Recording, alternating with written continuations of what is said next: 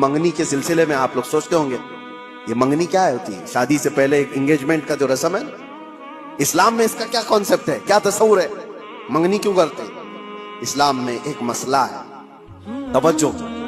کوئی مال میں خریدنے کے لیے گیا، مثال کے طور پر ایک قالین مجھے خریدنی تھی، میں نے صاحب مال سے یعنی دکان والے سے اس کی قیمت لگائی، اس نے کہا یہ 1000 روپے کی۔ ابھی ہماری بات چیت چل رہی ہے، دوسرے صحابہ آئے اور انہوں نے اس کی بولی لگا دی۔ حضور فرماتے ہیں یہ جائز نہیں جب تک کہ تمہارا پہلا بھائی بات مکمل نہ کر لے۔ اپنے بھائی کی بے پر بے جائز نہیں۔ سمجھ میں آ رہی ہے آپ کو بات؟ مسئلہ ہے یہ شریعت کا۔ میں اگر خرید رہا ہوں تو دوسرا اس میں گھس کر کے نہ خریدی کی بات نہ کرے جب تک میری ڈیل مکمل نہیں ہو جاتی۔ یا تو میں چھوڑ دوں یا تو میں لے لوں، نکل جاؤں، اس کے بعد دوسرے کا حق ہے۔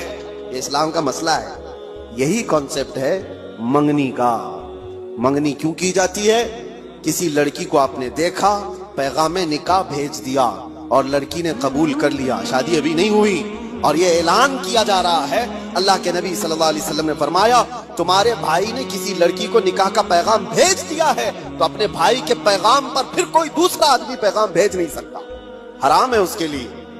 اب وہ اس کو پوچھ نہیں سکتا، کیونکہ جب تک ان کی ڈیل مکمل نہ ہو جائے، یا تو ٹوٹ جائے، ختم ہو گئی کہ نہیں کرنا ہے شادی، تو اس کے بعد نئے سرے سے اگر کوئی چاہے تو پھر اس کے پاس پیغام نکاح بھیج سکتا ہے، ورنہ جب تک کوئی مسلمان کسی عورت کے نکاح کے پیغام بھیجا ہوا ہے اس وقت تک دوسرا کوئی اس کو پیغام نکاح نہیں بھیج سکتا۔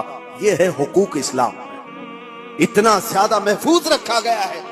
حیرت کی بات یہ ہے کہ مسلمان آج کم علم ہو گئے، جاہل ہو گئے، پڑھتے نہیں ہیں، ورنہ تمہارے دین میں اللہ تعالیٰ نے کوئی کمی نہیں رکھی، کوئی ایک ادنا سا شائبہ بھی نہیں ہے۔ یہ وہ دین ہے جس کی شروعات ہوتی ہے الف لام میم ذالک الکتاب لا ریب فیہ، یہ وہ عصمت والی کتاب ہے جس میں شک کی گنجائش ہی نہیں۔ آؤ میرے عزیزو، مصطفیٰ کریم صلی اللہ تعالیٰ علیہ وسلم کے قدموں میں اس دین سے بہتر دستور تمہیں کائنات میں کہیں نہیں ملے گا، اس سے بہتر زندگی تمہیں کہیں نہیں ملے گی۔